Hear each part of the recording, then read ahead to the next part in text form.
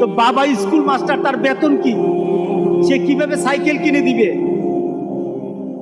কিনে দেয় না।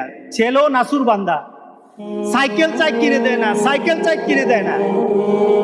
একবার ছেলে বাবাকে বলল, বাবা আমাকে সাইকেলটা কিনে দাও না। বাবা রাগ করলেন, রাগ গিয়ে বললেন, আরেকবার সাইকেল চাইবি তাহলে পিটাবো, তুই আমাকে বিরক্ত করতেছিস। কি বলেন, আমরা বিরক্ত হই না মাঝে মাঝে? সন্তান যদি বেশি আমার ক্ষমতার বাইরে যদি সন্তান কিছু চায় তাহলে আমরা বিরক্ত হয়ে যাই। আরেকবার চাইবি তাহলে পিটা দেবো, তাহলে মাইট দেবো তোকে, তুই আমাকে বিরক্ত করতেছিস। সন্তান বারবার চাওয়ার কারণে বাবা বিরক্ত হয়ে গেল। সন্তান তুমি রাসূল বলে, সন্তান বাবার দিকে তাকিয়ে করুণ সুরে কাঁদতে কাঁদতে বলল, বাবা তুমি তো মারবা, তুমি ছাড়া আমি কার কাছে চাইবো? তুমি ছাড়া তো আমার আর কার চাওয়ার জায়গা নাই।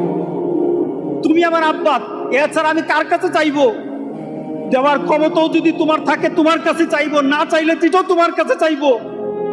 আমি কার কাছে চাইবো বলো? তুমি আমাকে ফিরিয়ে দিবে, কিন্তু আমি ফিরিয়ে দিলে দিতে পারো, কিন্তু আমি কার কাছে চাইবো? আমার তো তুমি ছাড়া কেউই নাই।